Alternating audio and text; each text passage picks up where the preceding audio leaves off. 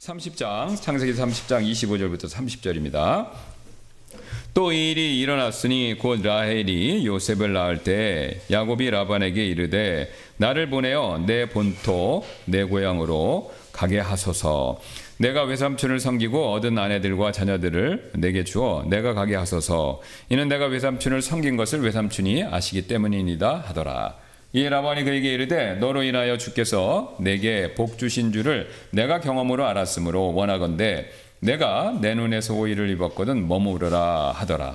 또 그가 이르되 나에게 내 품삯을 정할지니 내가 그것을 주리라 하더라. 야곱이 그에게 이르되 내가 어떻게 외삼촌을 섬겼는지 또 내가 어떻게 외삼촌의 가축과 함께 했는지 외삼촌이 아시나이다. 내가 오기 전에는 외삼촌의 소유가 적었더니 이제는 그것이 불어나서 무리를 이루었나이다. 내가 온 이유로 주께서 외삼촌에게 복을 주셨나이다. 그러나 이제 나는 어느 때에 내 집을 마련하리이까 하더라. 예, 여기서 우리 오늘 제목은 이제 삶의 전환점에서 무엇을 해야 하는가. 왜 제가 이런 제목을 붙였냐면 오늘 야곱의 삶에서 또 중요한 전환점을 이루는 사건을 오늘 성경이 말씀하고 있기 때문이죠. 사실 우리 모두는 인생에서 삶의 전환점이라는 것을 겪고요. 또 그것을 우리가 어떻게 대처했었을 때 우리 인생의 방향과 어떤 일들의 결과가 완전히 다르게 나타날 수가 있죠. 예, 야곱이 이제 이런 삶의 전환점, 변곡점들이 굉장히 많았던 사람입니다. 특히 이제 성경에 나오는 인물 가운데서 야곱이 굉장히 두드러졌는데요. 가장 먼저 그가 첫 번째 겪었던 인생의 주요 전환점, 변곡점은요. 자기 어머니와 공모해서 자기 아버지와 자기 형 에서를 속인 사건이었죠. 그 사건이 없었으면 인생이 달라졌을 겁니다. 물론 하나님의 뜻은 변하지 않습니다. 에서가 아니라 야곱이 장자권을 받고 하나님의 약속을 이어받는 그 역할을 하는 것에는 변함이 없습니다. 그러니까 골은 정해져 있어요. 근데 이 가는 길이 어느 길을 갈지는 사람들이 다 선택하는 겁니다. 그러니까 하나님의 최종 목적지는 다 정해져 있는데 이 가는 길은요 사람이 자기가 선택하는 거죠. 근데 야곱이 첫 번째 변곡점을 맞이했었을 때, 전환점을 맞이했었을 때 그가 신앙이 올바랐으면, 성숙했으면 어머니가 꼬셔서 아버지를 속여서 장자권을 얻자라고 했었을 때 믿음으로 어머니 그렇게 하면 안 됩니다. 우리 기도하시죠. 손잡고. 이렇게 했어야 되는데 그죠? 요셉 같으면 그렇게 했을 거예요. 그런데 이 아버지 야곱은 그렇게 못한 겁니다. 어머니가 등 떠민다고 가갖고 굉장히 연기를 잘했죠. 예. 강심장에 보면 사람이. 그래서 아버지가 막 너 목소리는 야곱인데 몸 이거는 에서 같다 그러니까 그 자기가 적당히 변명하면서 그죠? 그리고 또 왜 이렇게 빨리 왔냐 그러니까 하나님이 복 주셨다. 하나님의 막 이름까지 팔면서 굉장히 연극을 잘했죠. 예. 그래서 야곱이 그 자신의 인생의 변곡점에서 속이는 걸 선택했더니 그 나온 결과물이 뭡니까? 도망쳐서 하란까지 왔죠. 만약에요, 야곱이 속이지 않았으면요, 믿음을 했으면요, 어떤 대접을 받았냐면요, 자기 아버지 이삭 같은 대접을 받았어요. 자신의 할아버지 아브라함이요, 자신의 아버지 이삭, 자기의 엄마 리브가를 얻기 위해서 어떻게 했습니까? 엘리에셀 종을 보내서 거기다 지창금을 가득 실어서 보내서 정상적인 방법으로 축복을 받으면서 그렇죠? 자랑스럽게 아내를 얻어왔잖아요. 그러면 지금 이삭 집안이 재력이 딸립니까? 명성이 딸리나요? 아니죠. 재력과 명성이 다 있는데 야곱이 이런 실수를 범하는 바람에 자기 아버지가 누렸던 방법으로 아내를 얻어오는 그 길을 놓쳐버린 거죠. 그러니까 어떻게 됐습니까? 도망자 신세가 돼서 가서 라반한테 대접은커녕 완전히 종처럼 거기서 속임수 당하면서 종같이 그렇게 어려운 생활을 하고 있죠. 오늘 얘기가 쭉 나옵니다. 그러니까 야곱이 그 변곡점에서 믿음으로 했으면요, 아내들을 얻어왔었을 때 굉장히 축복된 방법으로 얻어왔을 텐데 지금 어떻습니까? 완전 도망자의 종처럼 진짜 고생을 많이 하는 그런 일을 겪고 있었다라는 것이죠. 두 번째 전환점, 변곡점이 있었죠. 베델에서 그가 하나님을 만난 겁니다. 자, 야곱이 이렇게 도망칠 때 그가 일부러 베델을 간 이유를 우리가 살펴봤었죠. 그 베델이 어떤 곳입니까? 자기 할아버지 아브라함이 처음으로 내려와서 단을 쌓았던 곳이에요. 그리고 이집트로 내려가서 실수했을 때 회개하는 마음으로 뉘우치고 또 올라가서 거기서 하나님의 이름을 불렀던 장소죠. 그러니까 이 아브라함 집안의 믿음의 유적지예요. 신앙의 출발점이다 이렇게 생각하시면 됩니다. 그러니까 거기를 찾아가서 가는 길에 일부러 이렇게 더 좋은 길이 있는데 어려운 산속길을 가서 위험한 길을 가서 그것을 통해서 거쳐서 하란에 갔죠. 그런데 거기서 하나님께서 그 마음을 보시고 어떻게 하셨습니까? 그 유명한 사닥다리 꿈 사건. 그러면서 하나님이 약속을 해주셨죠. 함께 하시겠다. 복을 주고 너를 보호하고 함께 하겠다. 그리고 야곱은 그거에 대한 대가로 어떻게 했습니까? 돌아와서 반드시 제가 하나님을 섬기고 그 다음에 11조를 하겠다. 그렇게 약속을 했죠. 두 번째 변곡점 있죠. 이건 영적인 변곡점입니다. 세 번째가 바로 이제 뭐냐면 앞에서 이미 말씀드렸던 것처럼 라반한테 딱 걸려갖고 뛰는 야곱이에 나는 라반이 있었던 거죠. 그러니까 야곱도 보통 사람은 아닙니다. 말씀드렸듯이 신체적으로 그는 굉장한 힘을 갖고 있는 사람이에요. 머리도 굉장히 똑똑합니다. 그 다음에 집안도 좋아요. 아브라함 집안이잖아요. 그러니까 이 사람은 뭐 빼놓을 게 없는 사람이에요. 그러니까 쉽게 얘기해서 잘난 게 너무 많습니다. 그러니까 잘난 게 많은 사람의 특징이 있죠. 그 잘남을 주신 하나님보다 자기가 가진 잘난 거, 자기 자신을 신뢰하는 유혹을 너무나도 쉽게 받습니다. 그러니까 야곱이 다 이런 전형적인 인물이었죠. 그래서 자기가 가진 것들을 신뢰하면서 세상 무서운 줄 몰랐는데 그래서 이제 집안에서 막 까불다가 속된 말로 하면 까불다가 진짜 임자를 만난 거죠. 자기보다 더 대단한 라반. 그 라반한테 속아서 7년 동안 속아갖고 하고 14년. 그래서 이제 6년째를 더 이제 또 일을 해줘야 되는 그런 상황이 있었던 거죠. 자, 이때 이제 야곱이 이제 때가 찼었을 때 25절에 이렇게 말합니다. 또 일이 일어났으니 곧 라헬이 요셉을 낳았을 때 야곱이 라반에게 이르되 나를 보내어 내 본토 내 고향으로 가게 하소서. 굉장히 신기하죠. 요셉 11번째. 그렇죠. 11번째 아들이 요셉이 딱 태어났으니까 그것도 자신이 사랑하는 라헬이 낳은 첫 번째 아들입니다. 그러니까 자신이 사랑하는 라헬이 낳은 첫 번째 아들을 딱 얻자 야곱이 마음을 정한 겁니다. 어떻게 해요? 돌아가야 되겠다. 그러니까 그 얘기 뭡니까? 성과를 다 봤다 이거죠.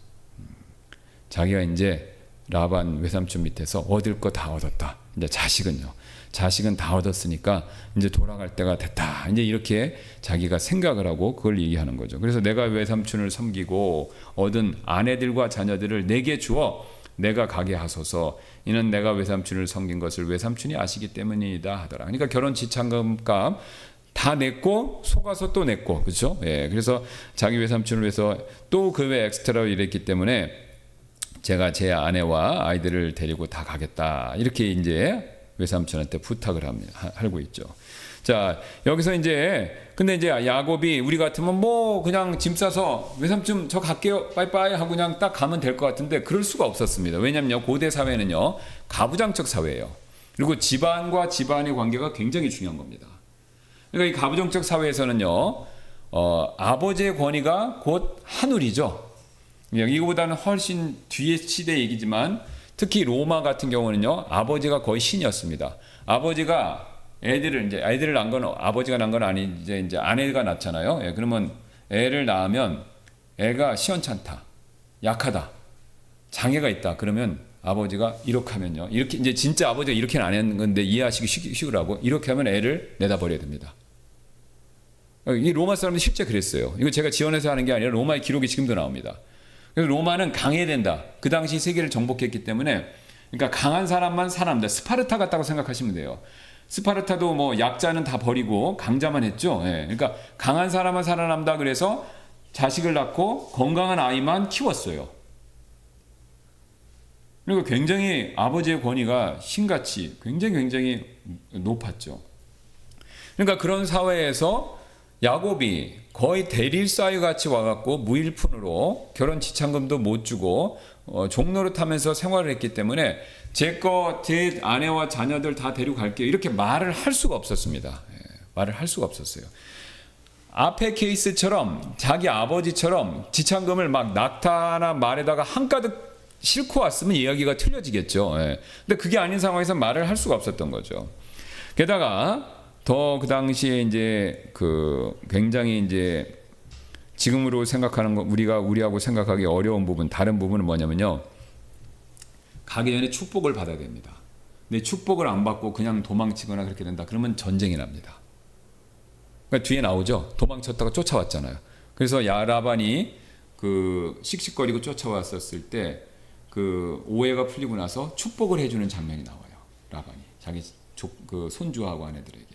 그러니까 축복을 받고 떠나야 되는 거예요. 근데 그거 없이 도망갔다가는 난리 나는 겁니다. 그러니까 이제 서로 사륙도 벌어질 수가 있어요. 그러니까 우리하고는 성격이 굉장히 틀린데 그런 상황에서 야곱이 마음대로 떠날 수가 없었던 거죠. 그러니까 이제 떠날 수 있게 해달라고 합법적으로 요청을 하는 겁니다. 그러니까 이제 야곱의 요청에 대해서 라반이 27절에 이런 반응을 하죠. 이에 라반이 그에게 이르되 너로 인하여 주께서 내게 복 주신 줄을 내가 경험으로 알았으므로, 이 경험으로 오늘 밑줄 그어놓으세요. 이거 굉장히 중요한 진리를 이따 가르쳐 주는데, 원하건대 내가 내 눈에서 호의를 입었거든 머무르라 하더라.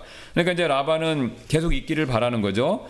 그리고 또 그가 이르되 나에게 내 품삯을 정할지니 내가 그것을 주리라 하더라. 자, 지금 보시면 지금 라반이 외삼촌이 야곱을 굉장히 지금 호의를 베풀고 그 다음에 잘해주고 그 다음에 품삯까지 이제 정하라라고 이렇게 굉장히 친절하고 온유한 방법을 보여주는 것 같은데, 뒤에 나오는 얘기를 보면요, 그건 사실이 아니었습니다. 뒤에 이게 나오죠. 품삯을 몇 번 속였다고요? 10번. 10번을 바꿨다. 그 얘기가 나옵니다.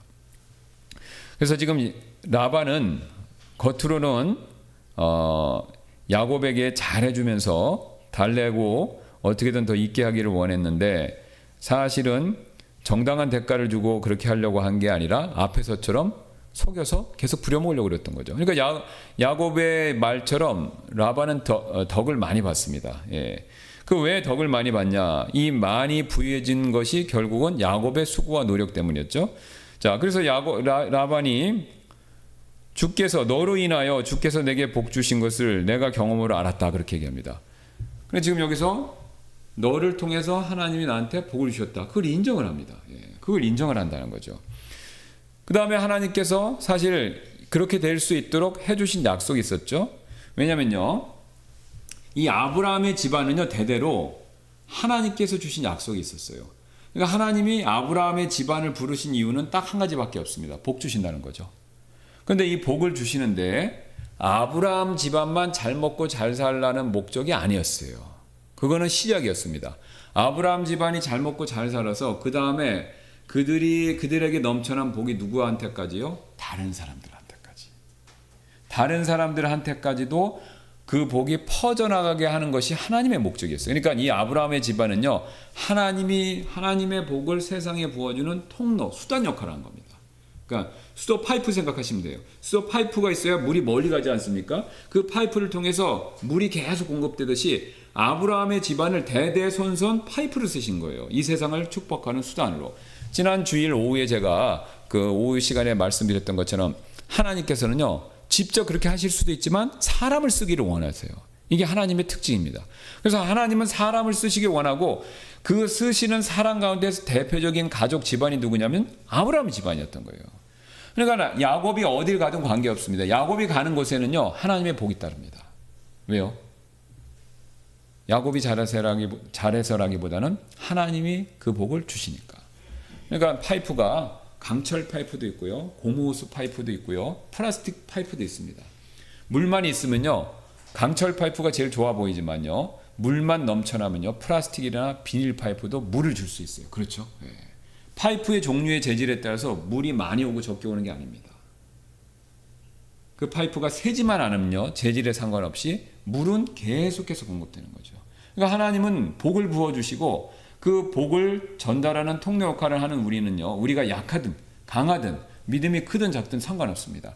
우리가 하나님께 쓰임받기만 하면, 붙들려서 쓰임만 받으면요, 하나님이 그 일을 위해서 우리를 다 사용하시고 넉넉히 쓰신다라는 겁니다. 그래서 지금 오늘 아브라함 집안이 그렇게 됐기 때문에 그런 복이 라반의 집안에도 지금 임한 것이죠. 예.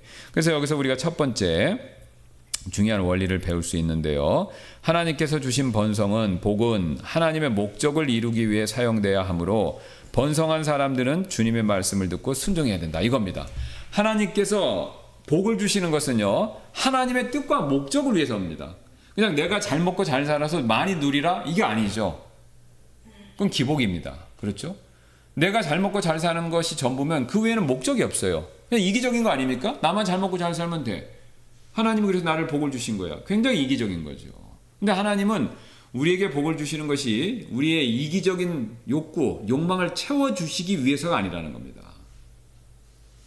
쉬운 예로 우리 자녀들 길러보셔서 아시겠지만 저야 뭐 하나밖에 없기 때문에 엄격한 의미에선 이 예화를 들기가 좀 곤란하지만 제가 이제 목회자니까 할 수 없이 합니다. 자녀를 여럿 기르시는 분들 생각해 보시기 바랍니다. 자녀 여럿을 기르시는 경우에는 한 자식에게만 완벽하게 모든 걸 다 잘 해줄 수가 없고 해줘서도 안 되는 거죠. 그죠? 여러 자식이 있으면 골고루 해줘야 됩니다. 물론 어떤 자식이 좀 더 말 잘 듣고 그래서 이뻐서 좀 더 많이 해주는 것은 있지만요. 기본적으로 자식이면 먹이고 입히고 보살피는 걸 다 해줘야 된다라는 거죠. 하나님은 똑같으세요. 똑같이 하는데 자 그러면 쉬운 예로 엄마 아빠가 잠깐 어디 여행 가세요. 그래서 아이들 그 형제가 밑에 열이 있어요. 큰형이나 맨 큰 누나한테 동생들 잘 보살피고 간식으로 치킨 사주라고 돈을 딱 얼마를 줬어요. 그런데 10만 원을 줬는데 형이나 누나가 그걸 딱 가지고 PC방에서 그걸 다 써버려. 아니면 자기 사고 싶은 거 다 써버려. 그러면 안 되는 거죠. 그죠? 동생들을 위해서 써야 되는 거지 않습니까? 그러니까 하나님도 마찬가지인 거예요. 이 세상에 나만 존재하는 게 아니지 않습니까? 이 세상에 아브라함의 집안만 존재하는 게 아니잖아요. 하나님이 아브라함의 집안을 택하신 것은 아브라함 집안만 잘 먹고 잘 살고 다른 사람들은 관계없이 살아라. 이 뜻이 아니다라는 거죠. 아브라함의 집안을 통해서 다른 사람들에게도 복이 가는 그 목적을 위해서 부르셨다라는 거죠. 자, 그래서 하나님께서 다른 사람들에게 복이 임하는 통로로 사용하시기 위해서 불러주셨기 때문에 그 복을 받은 사람들은요, 하나님의 이 목적과 뜻에 맞춰서 순종하는 사람이 되어야 된다라는 거죠. 여기에 놀랍게도 우리 이제 하나님께서 주시는 그 복에는요, 크게 두 가지 복이 있습니다. 우리가 대표적으로 첫 번째 우리가 잘 아는 물질적인 복이 있고요. 두 번째는 영적인 복이 있죠. 예, 이 영적인 복 중에서 최고의 복은 뭡니까? 구원의 복이죠. 예. 그런데 이 두 가지 다 하나님이 사람을 꼭 쓰세요. 예. 지금 아브라함의 물질적 복도 하나님께서 아브라함의 집안을 통해서 이 세상 민족에게 주시겠다. 그 얘기를 하셨죠. 근데 또 영적인 복도 아브라함의 집안을 통해서 이렇게 주시죠. 거기 C가 누구를 얘기합니까? 예수 그리스도. 그렇죠. 이스라엘 백성들이 하나님을 섬기고 그 하나님을 섬긴 이스라엘 백성들 가운데 누가 나왔습니까? 예수님이 오셨어요. 그래서 이스라엘 백성을 통해서 하나님이란 분이 알려지고 하나님을 섬길 수 있는 그 복들이 이방인들에게 퍼졌다라는 겁니다. 그리고 궁극적으로 메시아까지 오시고. 그러니까 이 복에 영적인 복에 다른 사람들도 참여하는 거죠. 근데 이 복들은 전부 나눠주는 겁니다. 그래서 우리가 물질적인 복을 다른 사람들에게 나눠주는 것을 특별히 뭐라고 성경에서 얘기하냐면 이미 아시는 것처럼 구제 이렇게 얘기하죠. 구제. 내가 가진 것을 남에게 주는 거죠. 내가 가진 것을 남에게 준다. 요한 웨슬레가 유명한 말을 했습니다. 이것과 관련돼서 여러분이 돈을 벌 수 있으면 최대한 열심히 버십시오. 그 다음에 돈을 모을 수 있으면 최대한 열심히 모으십시오. 그 다음 세 번째가 중요합니다. 이 돈을 나눠줄 수 있으면 최대한 나눠주십시오. 예, 굉장히 의미 있는 얘기죠. 예, 요한 웨슬레. 굉장히 우리 영국에서 그 많은 영향을 끼쳤던 사람인데 이 웨슬레가 했던 얘기가 굉장히 일리가 있습니다. 왜냐면요, 우리 하나님께서는요, 어려운 사람들의 아버지이시죠. 고아와 과부의 아버지시다. 그래서 이사야서 시편 68편 5절 보시면 아버지 없는 자들의 아버지이시며 과부들의 재판장이신 분은 자신의 거룩한 거처에 계시는 하나님이시로다. 하나님께서는 어려운 자를 꼭 기억하십니다. 그러면 어떤 분들 그러세요? 왜 하나님이 어려운 일을 허락하셨냐? 물론 하나님은 모든 사람의 복 주시기를 원하시는데 하나님께서 어려움을 허락하신 이유에는 여러 가지가 있습니다. 심지어 어떤 이유는요, 우리가 당장 알 수가 없습니다. 근데 하나님의 어려움을 허락하신 것이 불공정하고 잘못된 거냐? 그건 절대 아니라는 거죠. 하나님의 선하신 성품상 그 하나님이 어려움을 허락하셨다 하더라도 거기에는 불공정과 편파나 악한 의도가 절대로 없습니다. 단지 우리가 이해를 못하고 알지 못하는 것뿐이다라는 거죠. 그러니까 우리는 이 사실을 받아들이셔야 됩니다. 믿음으로 받아들이셔야 돼요. 우리가 주님 품에 갈 때까지 계속 그것을 받아들이고 그것을 확인하고 알아가는 과정이 우리의 신앙의 여정 가운데 하나죠. 이제 천국 가면 100% 분명히 알게 될 겁니다. 하나님 예수님한테 여쭤보면 되잖아요. 왜 그 어려움이 있었는지, 왜 이디오피아에는 그렇게, 또 아프리카 사람들 왜 어려움이 있었고, 북한 사람들은 왜 그 어려움을 허락하셨는지 우리가 직접 물어보면 되겠죠. 이미 천국 가신 분들은 다 물어보셨겠죠. 그분들은 알 겁니다. 그렇죠? 예. 거기서 하나님께서, 예수님께서 정당한 올바른 확실한 대답을 다 해주셨을 거예요. 우리가 현재 모르고 있는 거지 하나님이 불공정하거나 하나님이 그냥 아무 계획 없이 그렇게 하시거나 그런 게 절대 아니다라는 겁니다. 우리는 그 사실을 받아들여야 되는 거죠. 또한 영적인 복은 이제 구원의 복 역시 하나님이 직접 천사를 통해서 하실 수도 있는데 과거엔 그렇게 하셨죠. 지금 이 마지막 때 신약 경륜에서는 누구를 사용하십니까? 꼭 사람을 쓰시잖아요. 꼭 사람을. 그러니까 우리가 바울이 내가 복음의 빚진 자다 이렇게 얘기를 하지 않았습니까? 그러니까 우리가 복음을 받았으면 이거를 다른 사람들한테 나눠줘야 된다라는 거죠.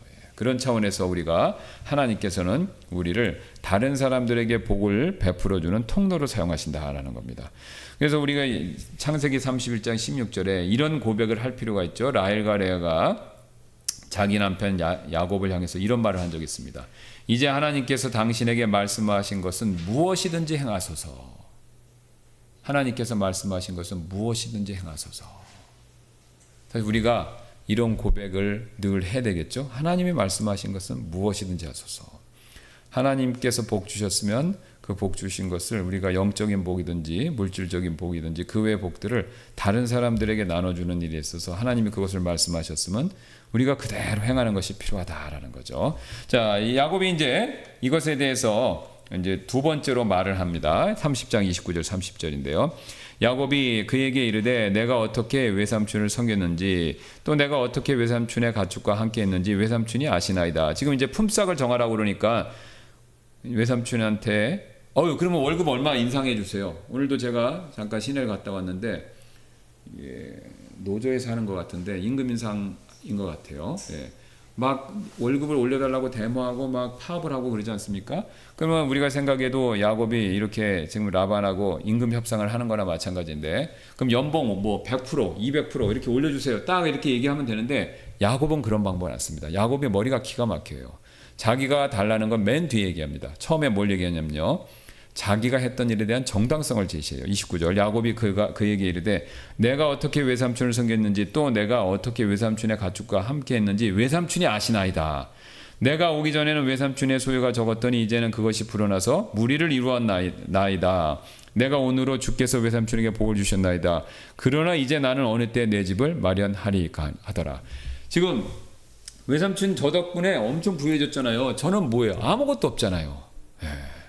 그러니까 액수를 제시하는 게 아니라 그동안에 자기는 열심히 했지만 받은 건 아무것도 없다라고 해서 그 얘기를 먼저 하는 겁니다. 근데 이제 야곱이 그렇게 하는 이유가 있었죠. 뒤에 이제 자기 몫을 챙기는 얘기가 나오죠. 자, 이제 라반이 대답을 합니다. 그가 이르되 무엇을 내가 내게 주랴. 이제 점점 답을 유도해내는 거죠. 그래, 궁금하게 만들어서 뭐 줘? 원하는 게 뭐야? 이렇게 되는 거죠. 이제 야곱이 세 번째 얘기를 합니다. 31절. 야곱이 이르되 외삼촌은 아무것도 내게 주지 마소서. 굉장히 지금 외삼촌 생각해서 얘기하는 것 같이 말하죠. 만약 외삼촌이 나를 위하여 이 일을 행하시면 내가 다시 외삼촌의 양떼를 먹이고 지키리다. 요것만 주시면 제가 계속해서 근무할게요. 이걸 얘기합니다. 오늘 내가 외삼촌의 모든 양떼를 두루 다니며 거기에서 점 있고 얼룩진 모든 가축과 양들 중에 모든 갈색인 가축과 염소들 중에 얼룩진 것과 점 있는 것들을 모두 옮기리니 이런 것들이 나의 품삯이 되리이다. 그리하여 훗날 외삼촌 앞에서 내 품삯에 관하여 말하게 될 때 나의 의가 나를 위해 답변하리이다. 혹시 염소들 중에 점이 없는 것이나 얼룩지지 않은 것이나 양 중에 갈색이 아닌 것이 있거든 다 내가 도둑질한 것으로 여기서서 하더라. 굉장히 흥미로운 제안을 하죠. 이거 얘기를 딱 들어보면 자기는 불리하고 외삼촌은 굉장히 유리합니다. 양 아시죠? 양이나 염소가 하얗거나 얼룩이진 거 있는데 자기가 얼룩진 것만 받고 하얀 거는 다 외삼촌 몫으로 하겠습니다. 그리고 만약에 제가 그 중에서 하얀 거 한 마리도 있으면 도둑질한 걸로 여기 서서 이렇게 굉장히 어떻게 보면 바보 같으면서도 외삼촌 라반이 들었을 때는 유리한 그런 조건을 제시합니다. 그렇죠? 이거 굉장히 이상하지 않습니까? 자, 지금 야곱은요 현금을 달라고 한 것도 얘기도 아니고 그 다음에 고정급여 몇 마리 1년에 몇 마리씩 주세요. 이것도 얘기한 게 아닙니다. 그냥 태어났을 때 색깔에 따라서 자기가 받아가겠다 이렇게 얘기하죠. 얼룩진 것은 제가 갖고 깨끗한 건 외삼촌이. 여러분도 아시는 것처럼 얼룩진 것은 상품 가격이 아무래도 떨어지죠. 하얀 것들을 더 쳐주죠. 그러니까 좀 상품 가치가 떨어지는 건 자기가 다 갖겠다 이렇게 얘기를 합니다. 야곱이 이를 명확히 하기 위해서 이런 말까지 합니다. 그리하면 훗날 외삼촌 앞에서 내 품삯에 관하여 말하게 될 때 나의 의가 나를 위해 답변하리이다. 이게 무슨 뜻입니까? 나중에 외삼촌이 나의 품삯에 대해서 점검할 때 제 정직함이 그 증거가 될 것입니다. 그러니까 저는 절대로 얼룩진 것만 갖지 멀쩡한 건 하나도 안 갖겠습니다. 이렇게 지금 자기가 확답을 하고 얘기하는 거죠. 그러니까 이제 라반이 34절에 흔쾌하게 굉장히 시원하게 이렇게 대답을 하죠. 라반이 이르되 보라 내 말대로 되기를 내가 원하노라 하더라. 굉장히 기분 좋게 그걸 들어줬죠. 자, 그 다음에 이렇게 해서 계약이 끝났으면 굉장히 공평하게 모든 일이 진행이 되었었을 텐데 이 말을 한 사람이 누굽니까? 라반이죠. 예, 라반은 라반입니다. 35절 보세요. 그리고 라반이 그날 줄무늬가 있고 얼룩진 숫 염소들을 옮기고 다 뺀 거예요 벌써. 또 점이 있고 얼룩진 모든 암 염소들과 그것 안에 흰 것이 조금이라도 있는 모든 것을 옮겼으며 양 중에서 갈색인 것을 다 옮겨서 자기 아들들의 손에 그것을 넘겨주었더라. 그러니까 야곱이 가져갈 걸 미리 싹 뺀 거예요. 그리고 누굴 줬어요? 아들 주죠. 근데 아들이 이 시점에 처음 나와요. 그러니까 이게 성경을 연구하는 분들이 추정키를 지금 라헬이 어떻게 우물가에서 야곱이 어떻게 만났습니까? 라헬이 목동이를 했어요. 그러니까 아마 이 최소한 14년이 흘렀기 때문에 그때까지는 아마 그 라반한테 아들이 없었던 것이 아닌가 추정됩니다. 그러니까 이제 라헬이 여자 자식이지만 목동할 사람이 없으니까 일손이 부족해서 이 양을 치는 일 했었는데 이제 14년 이상 최소한 6년 이상 또 지나가니까 라반의 아들들이 생겨났고 그러니까 이제 라반의 아들들이 있으니까 그 자기가 야곱에게 주기 싫은 걸 누구한테 맡긴 겁니까?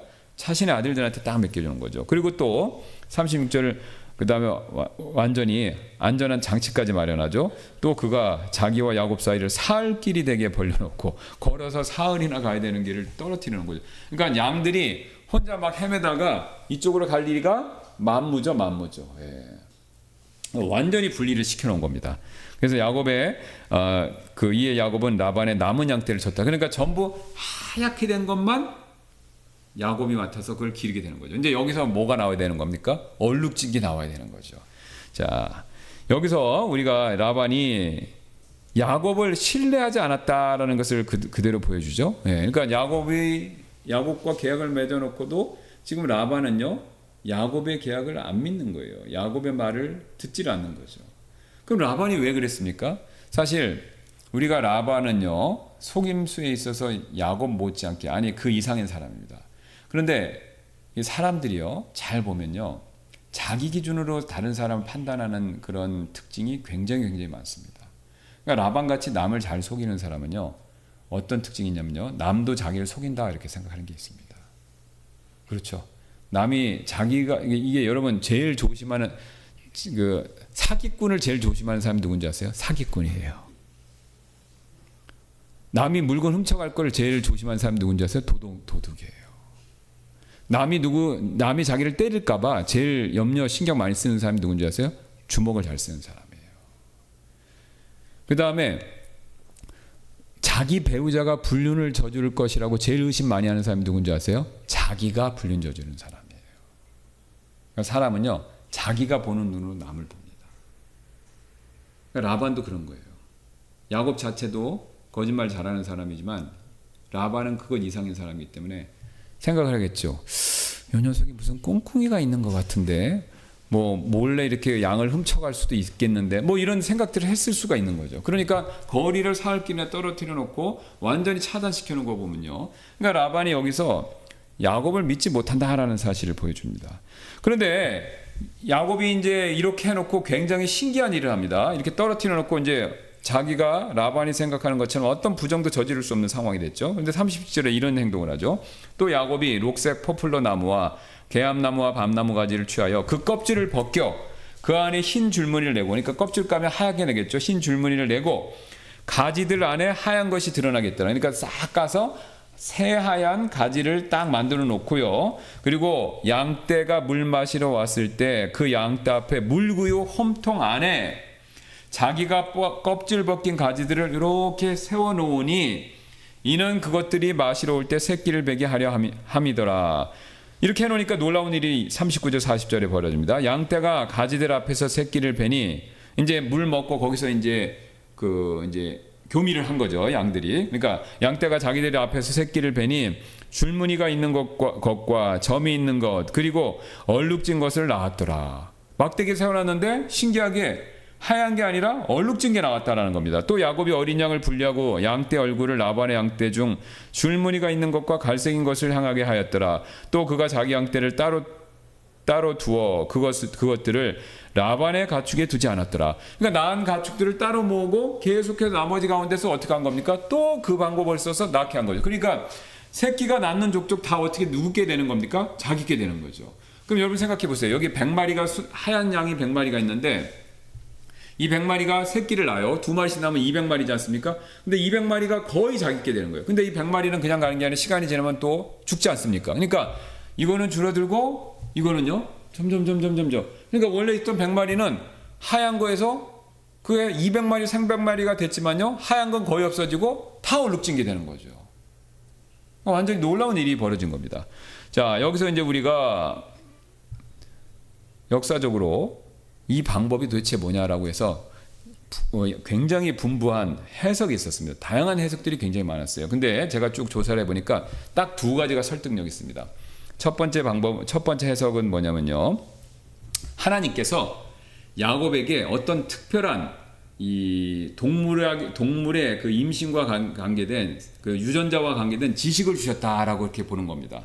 그래서 우리는 지금 잘 모릅니다. 우리는 잘 모르지만 하나님께서 이 어떤 나무의 특정 성분이 그 유전자에 영향을 미쳐서 이 얼룩진 걸 낳게 한다는 거예요. 그러니까 그건 하나님이 아시기 때문에 그 나무를 찝어서 야곱한테 가르쳐 주시고 뒤에 이제 꿈에서 나왔다는 게 나옵니다. 하나님께서 그 나무의 이름까지 가르쳐 주시고 그렇게 하라고 지시를 하셔갖고 그 나무에 있는 성분이 양들의 유전자에 영향을 미쳐서 이렇게 나왔다. 굉장히 과학적이고 합리적인 설명이죠. 예, 그렇게 설명하는 입장이 하나 있습니다. 즉 이제 이 나무들이 앞에 나왔던 합판체와 비슷한 효능을 갖고 있다. 이제 이렇게 보는 입장이죠. 두 번째는요.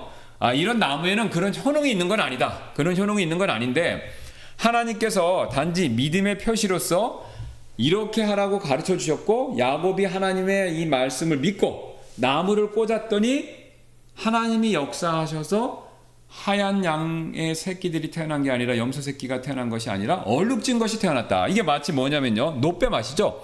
노뱀하고 똑같은 원리다. 이렇게 보시는 겁니다. 여러분 이 노뱀을 모세가 만들어서 장대에 이렇게 딱 놨었을 때 사람들이 그 불뱀에 물린 사람들이 그걸 보고 놨죠. 그러면 그 노뱀, 구리로 만든 노뱀 자체에서 무슨 치유하는 능력이 나온 겁니까? 그건 아니죠. 그냥 믿음으로 보니까 그 믿음을 보시고 하나님이 낫게 해주신 거죠. 그러니까 지금도 똑같다라는 겁니다. 야곱이 믿음으로 나무를 하라 그러니까 믿음으로 나무를 놨더니 하나님께서 야곱의 믿음을 보시고 그 양떼들에게 그 얼룩진 것을 낫게 하셨다. 이렇게 보는 거죠. 자, 양쪽 다 뭐 타당성이 있습니다. 근데 다 타당성이 있는데 둘 다 공통점이 하나는 있죠. 뭐 어떤 것입니까? 하나님께서 복을 베푸셨다라는 그 사실에는 이견이 없습니다. 하나님이 가르쳐 주셨던 하나님이 나무의 성분과 상관없이 직접적으로 역사하셨던 하나님이 다 역사하셔서 야곱이 부유하게 됐다. 이 사실에는 변함이 없다라는 거죠. 여기서 우리가 또 다른 원리 하나를 더 발견하게 되는데요. 여기 원리 두 번째 보겠습니다. 하나님께서는 만복의 근원이시다라는 사실이 되겠습니다. 이 모든 복은요. 사실 우리가 누리는 복은 하나님께로부터 나오는데 여러분 이 사실 믿으시죠? 오늘 창세기도 그걸 분명히 보여줍니다. 자 보세요. 창세기 1장에 하나님께서 이 세상을 만드시고 복을 주셨죠. 그 다음에 가나안 땅에 온 아브라함에게도 누가 복을 주신 겁니까? 하나님이 복을 주신 거죠. 아브라함이 심지어는 잘못했을 때도 복을 주셨어요. 또 이삭이 결혼한 지 20년이 지나서 아이가 없었을 때도 그 자녀를 주신 분이 누굽니까? 하나님.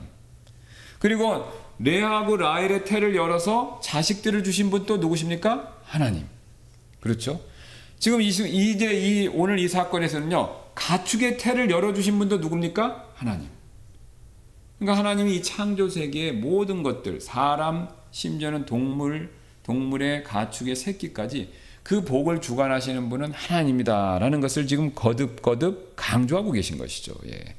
자, 우리가 오늘 이 야곱은요 이 사실을 믿고 있었습니다. 그래서 3장 31장 5절 한번 보시면 뒤로 넘겨서 한번 보실래요? 31장 5절. 그들에게 이르되 내가 당신들의 아버지의 표정을 보니 나를 향해 전과 같지 않도다. 그러나 내 아버지의 하나님께서 나와 함께 해 오셨느니라. 하나님께서 나와 함께 하셨다 이렇게 얘기하죠. 7절입니다.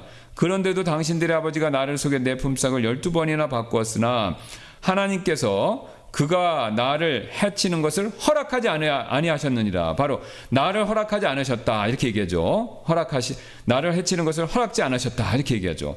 9절도 똑같습니다. 이와 같이 하나님께서 당신들의 아버지의 가축을 취하여 내게 주셨느니라. 여기 보니까 9절 보니까 그 양의 새끼를 낳는 것이 하나님이 역사하셨다는 걸 얘기하고 있죠. 사실 우리도 우리가 이 사실 하나님 만복은 하나님께로부터 온다라는 사실을 확실하게 절대적으로 꼭 믿어야 됩니다. 왜냐면요 우리가 이것을 믿지 않으면요 오늘 라반 그 외삼촌 라반과 같은 실수를 범할 수 있기 때문에 그렇습니다.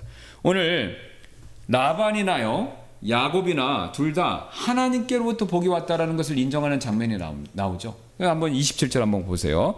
이에 라반이 그에게 이르되 너로 인하여 주께서 내게 복 주신 것을 내가 경험으로 알았으므로 원하건대 내가 내 눈에 소호의를 입었거든 머무르라 하더라. 여기 보세요. 라반도 얘기하죠. 주께서 내게 복 주신 것을 내가 경험으로 알았다 이렇게 얘기하지 않습니까? 그러니까 야곱도 하나님 복 주신 것을 알았다. 라반도 하나님께서 복 주신 것을 알았다. 그렇게 얘기하죠. 그런데 이 라반의 믿음은요 오늘 야곱의 믿음보다 약한 모습을 보여주고 있습니다. 자, 왜냐면요 두 사람의 믿음에 차이가 있습니다.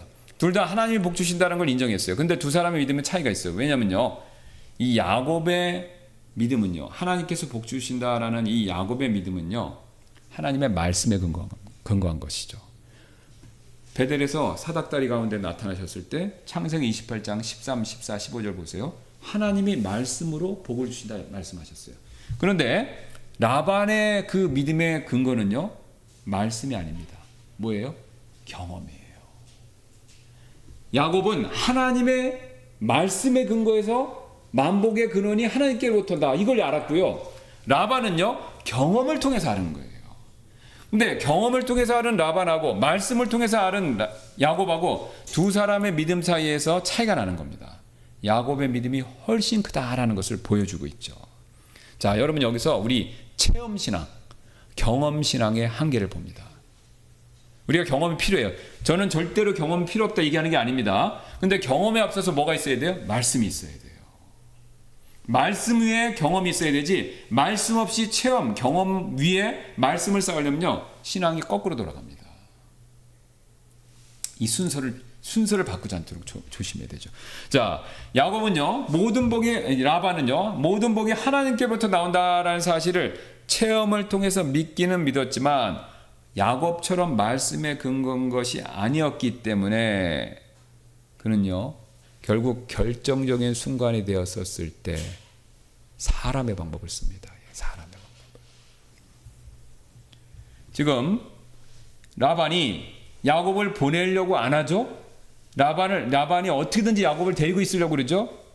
왜 그렇습니까? 야곱이 있어야 복을 받는다고 생각한 거예요. 다시 한번 말씀드릴게요. 야곱이 있어야 복을 받는 게 아니죠. 누가 있어야 돼요? 하나님이 있으면 되는데 이 라반은요 야곱이 있어야지 복을 받는다 이렇게 생각하는 거예요. 말은 어떻게 해요? 하나님이 복을 주셨다 얘기를 해요.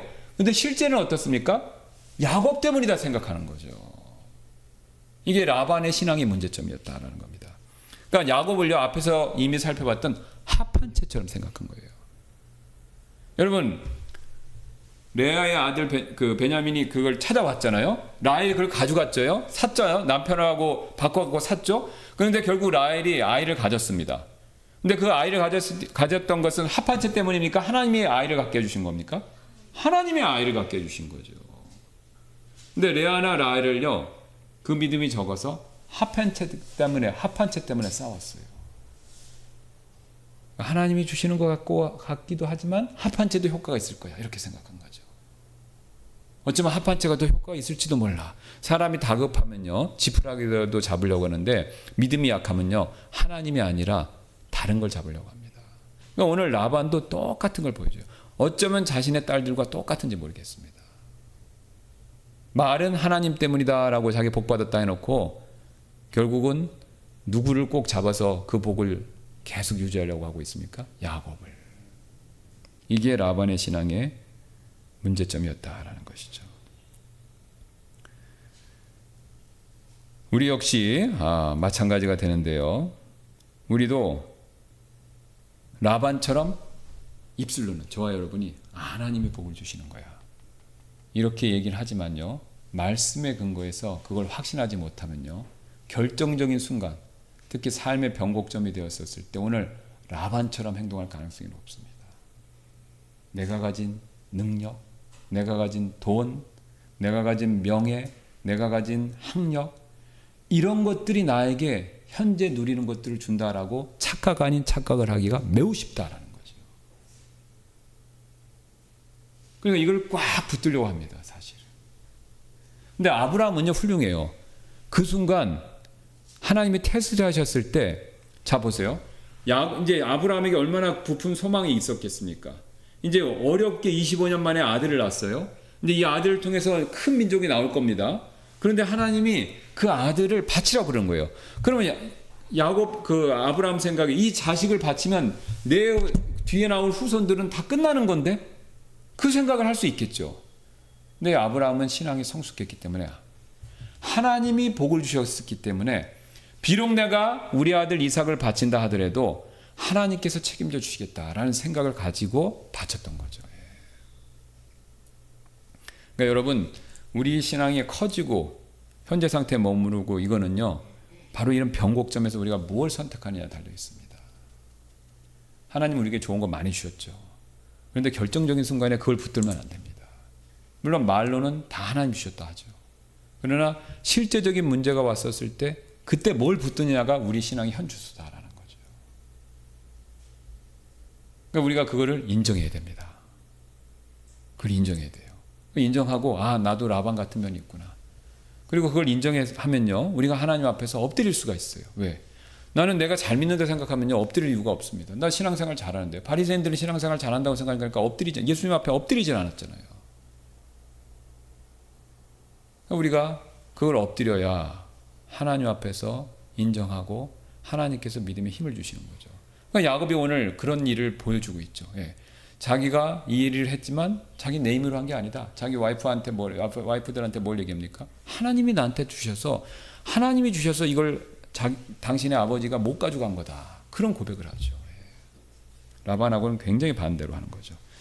자, 그래서 우리도 성경이 그 사실을 야고보서 1장 16절에 이렇게 말씀합니다. 나의 사랑하는 형제들아, 잘못을 범하지 말라. 모든 좋은 선물과 모든 완전한 선물이 위에서 빛들의 아버지께로부터 내려오나니 그분께서는 변함도 없으시고 회전하는 그림자도 없으시느니라.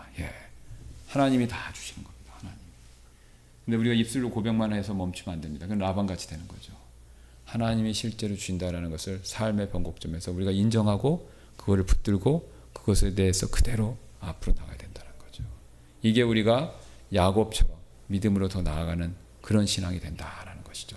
시간이 되었기 때문에 오늘 여기까지 하고 우리 다음 시간에 또 이어서 살펴보도록 하겠습니다. 기도하겠습니다.